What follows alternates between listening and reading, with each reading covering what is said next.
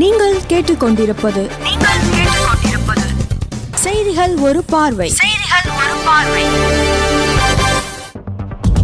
நீங்கள் கேட்டுக்கொண்டிருப்பது உங்கள் அதிரை எஃப்எம்மில் ஆல் இண்டியா ரேடியோ மாநில செய்தியின் மறு ஒலிபரப்பு. செய்திகள் வாசிப்பவர் ஜமீர் அக்தர். தலைப்புச் செய்திகள். நேபாளத்தில் நிலவி வரும் சூழ்நிலை குறித்து பிரதமர் திரு நரேந்திர மோடி பாதுகாப்பு விவகாரங்களுக்கான அமைச்சரவை குழு கூட்டத்தில் விவாதித்தார். சிறையில் தண்டனை காலத்தை நிறைவு செய்த 48 பாகிஸ்தான் மீனவர்கள் மற்றும் 19 பாகிஸ்தானியர்களை இந்தியா அந்நாட்டிற்கு திருப்பி அனுப்பியுள்ளது. தமிழகத்திற்கு காவிரி நீர் நீதிமன்ற தீர்ப்பின்படி திறந்துவிடப்படுவதாக கர்நாடக துணை முதலமைச்சர் திரு டி.கே. சிவக்குமார் தெரிவித்துள்ளார். இந்தியா அமெரிக்கா இடையேயான வர்த்தக தடைகளை நீக்குவது தொடர்பாக இரு நாடுகளும் தொடர்ந்து பேச்சுக்களில் ஈடுபடும் என்று அமெரிக்க அதிபர் டொனால்டு டிரம்ப் கூறியுள்ளார். உலக குத்துச்சண்டை சாம்பியன் போட்டியில் இந்தியாவின் மீனாட்சி காலிறுதிக்கு முன்னேறியுள்ளார். இனி விரிவான செய்திகள்.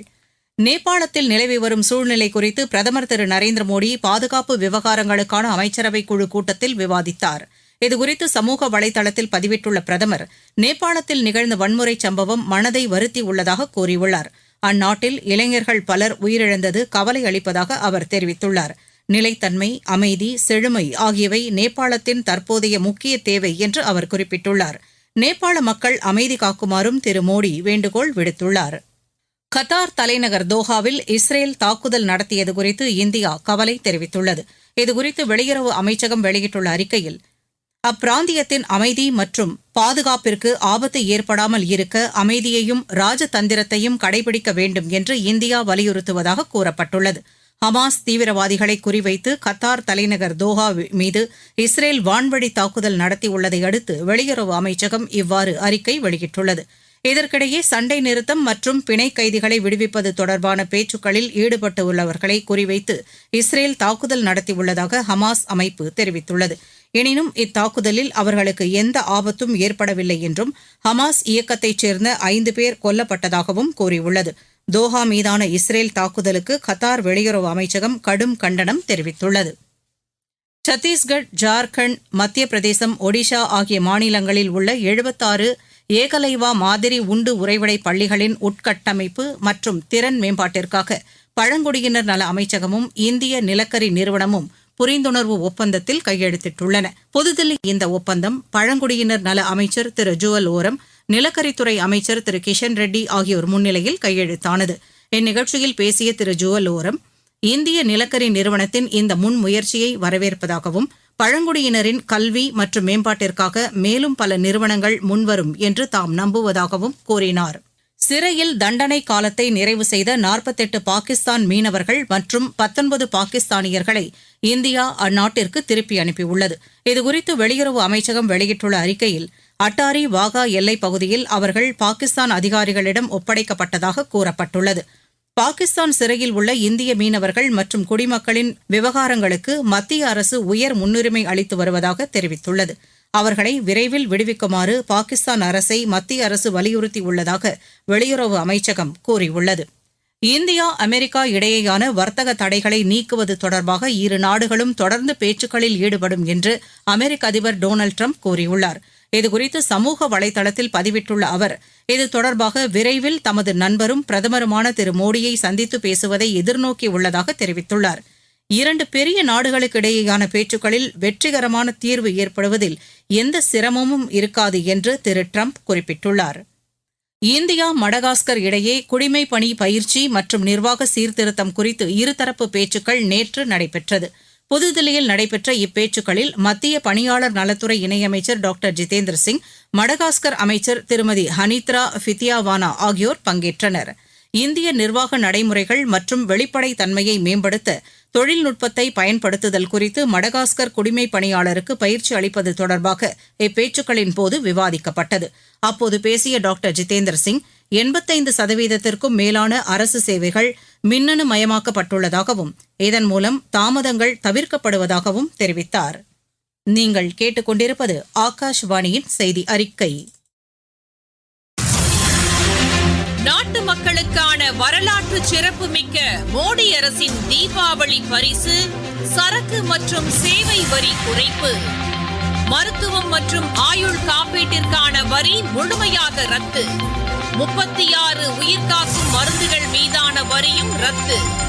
அடுத்த தலைமுறைக்கான இந்த சீர்திருத்த நடவடிக்கைகளில் மாணவர்கள் பயன்படுத்தும் ஸ்டேஷனரி பொருட்களுக்கான வரி ரத்து. வீட்டு உபயோக மின்னணு பொருட்கள் மீதான வரி குறைப்பு. பால் பொருட்கள் மற்றும் பாத்திரங்கள் மீதான வரி 12% 5% குறைப்பு. வேளாண் இயந்திரங்களுக்கான வரியும் 5% குறைப்பு. வளர்ச்சியடைந்த இந்தியாவிற்கான பயணத்தில் மோடி அரசு தொடரும் சீர்திருத்த நடவடிக்கைகள். தமிழகத்திற்கு காவிரி நீர் நீதிமன்ற தீர்ப்பின்படி திறந்துவிடப்படுவதாக கர்நாடக துணை முதலமைச்சர் திரு டி.கே. சிவக்குமார் தெரிவித்துள்ளார். தமிழகத்தில் உள்ள பழனி முருகன் கோவிலில் நேற்று சுவாமி தரிசனம் செய்த பின்னர் செய்தியாளர்களிடம் பேசிய அவர் இதனை தெரிவித்தார். பழனி கர்நாடகா இடையே மீண்டும் பேருந்து சேவையை தொடங்குவது குறித்து தமது மாநில போக்குவரத்து அமைச்சரிடம் எடுத்துரைக்க உள்ளதாக திரு டி.கே. சிவக்குமார் தெரிவித்தார். மணிப்பூர் மாநிலத்தில் வரும் சனிக்கிழமையன்று பிரதமர் திரு நரேந்திர மோடி பயணம் மேற்கொள்வதை அடுத்து அதற்கான தயார் நிலைகள் குறித்து அம்மாநில ஆளுநர் திரு அஜய்குமார் பல்லா சுரச்சந்த்பூர் மாவட்டத்தில் ஆய்வு செய்தார்.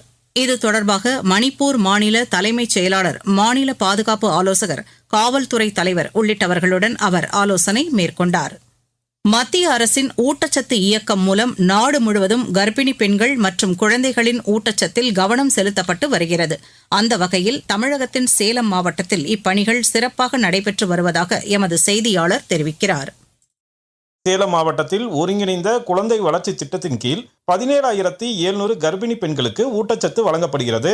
தங்கமான 1000 நாட்கள் என்ற பெயரில் அங்கன்வாடி மையங்கள் வாயிலாக கர்ப்பிணி பெண்களின் உடல்நிலை தொடர்ந்து கண்காணிக்கப்பட்டு அவர்களுக்கு தேவையான அனைத்து உதவிகளும் வழங்கப்படுகிறது. ஆரோக்கியமான குழந்தை பிறப்பை உறுதி செய்திடும் வகையில் தேவையான மருத்துவ ஆலோசனை, ஊட்டச்சத்தும் வழங்கப்படுகிறது.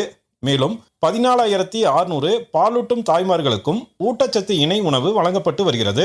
சேலம் மாவட்டத்தில் 6 வயது முதல் 2 வயது வரையுள்ள 57,100 குழந்தைகள் மற்றும் அவர்களின் அன்னையருக்கு போஷன் அபியான் திட்டத்தின் கீழ் ஊட்டச்சத்து வழங்கப்படுகிறது. தனியார் மருத்துவமனைகளில் பல ஆயிரம் செலவு செய்து கிடைக்கும் அனைத்து சேவைகளும் அங்கன்வாடி மையங்களில் இலவசமாகவும் இனிமை நிறைந்ததாகவும் கிடைப்பதால் வலிமையான இந்தியாவின் வருங்காலம் வளமை நிறைந்ததாக மாறி வருகிறது. சேலத்திலிருந்து விஜயகுமார் குணசேகரன். இந்த ஊட்டச்சத்து இயக்கத்தின் மூலம் அளிக்கப்பட்ட உணவுப் பொருட்கள் தங்களுக்கு பெரும் பயனளிப்பதாக பயனாளிகள் தெரிவிக்கின்றனர்.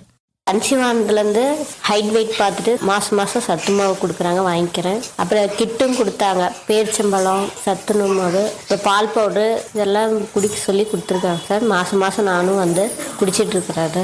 நான் மாசமாக இருக்கும் போதுலேருந்து பாப்பாக்கு கிட்டு கொடுத்தாங்க. அதில் நல்லா சத்துள்ள பொருளெல்லாம் இருந்தது, சாப்பிட்டேன். அப்புறம் பாப்பா பிறந்தாங்க, பாப்பாவுக்கு இப்போ மாவு பாக்கெட்டு, பிஸ்கெட்டு இதெல்லாம் சத்து பொருள் கொடுக்குறாங்க. இது ரொம்ப எனக்கு ஹெல்ப்ஃபுல்லாக இருக்குது. மேற்கு வங்கம் மற்றும் சிக்கிம் மாநிலங்களின் குறிப்பிட்ட பகுதிகளில் இன்று கனமுதல் மிக கனமழை பெய்யக்கூடும் என்று வானிலை ஆய்வு மையம் தெரிவித்துள்ளது. அந்தமான் நிக்கோபார் தீவுகள், அசாம், மேகாலயா, சத்தீஸ்கட், மிசோரம், திரிபுரா, நாகாலாந்து, கேரளா, கர்நாடகா உள்ளிட்ட மாநிலங்களில் அடுத்த 2 நாட்களில் கனமழை பெய்யக்கூடும் என்று வானிலை ஆய்வு மையம் தெரிவித்துள்ளது. உலக குத்துச்சண்டை சாம்பியன் போட்டியில் இந்தியாவின் மீனாட்சி காலிறுதிக்கு முன்னேறியுள்ளார். இங்கிலாந்தின் லிவர்பூலில் நடைபெற்று வரும் இப்போட்டியில் 48 கிலோ எடைப்பிரிவு காலிறுதிக்கு முந்தைய சுற்றில் அவர் 5-0 என்ற புள்ளி கணக்கில் சீனாவின் வாங் குயூபிங்கை வென்றார். 23 வயதுக்கு உட்பட்டோருக்கான ஆசிய கோப்பை கால்பந்து தகுதிச்சுற்று போட்டியில் இந்தியா 6-0 என்ற கோல் கணக்கில் புருனே அணியை வென்றது. புரோ கபடி லீக் போட்டியில் தில்லி அணி பெங்கால் அணியையும், ஜெய்ப்பூர் அணி குஜராத் அணியையும் வென்றன. மீண்டும் தலைப்புச் செய்திகள். நேபாளத்தில் நிலவி வரும் சூழ்நிலை குறித்து பிரதமர் திரு நரேந்திர மோடி பாதுகாப்பு விவகாரங்களுக்கான அமைச்சரவை குழு கூட்டத்தில் விவாதித்தார். சிறையில் தண்டனை காலத்தை நிறைவு செய்த 48 பாகிஸ்தான் மீனவர்கள் மற்றும் 19 பாகிஸ்தானியர்களை இந்தியா அந்நாட்டிற்கு திருப்பி அனுப்பியுள்ளது. தமிழகத்திற்கு காவிரி நீர் நீதிமன்ற தீர்ப்பின்படி திறந்துவிடப்படுவதாக கர்நாடக துணை முதலமைச்சர் திரு டி.கே. சிவக்குமார் தெரிவித்துள்ளார். இந்தியா, அமெரிக்கா இடையேயான வர்த்தக தடைகளை நீக்குவது தொடர்பாக இரு நாடுகளும் தொடர்ந்து பேச்சுக்களில் ஈடுபடும் என்று அமெரிக்க அதிபர் டொனால்டு டிரம்ப் கூறியுள்ளார். உலக குத்துச்சண்டை சாம்பியன் போட்டியில் இந்தியாவின் மீனாட்சி காலிறுதிக்கு முன்னேறியுள்ளார். செய்தி அறிக்கை நிறைவு பெற்றது. ஆல் இந்திய ரேடியோவின் மாநில செய்திகளுக்கு நன்றி. மீண்டும் செய்திகள் ஒரு பார்வை மாலை 4 மணிக்கு கேட்க தவறாதீர்கள். எப்பவுமே கேளுங்க FM நாளை நம்ம அதிரி FM 90.4 நமது சமூகம் நமது நலன்.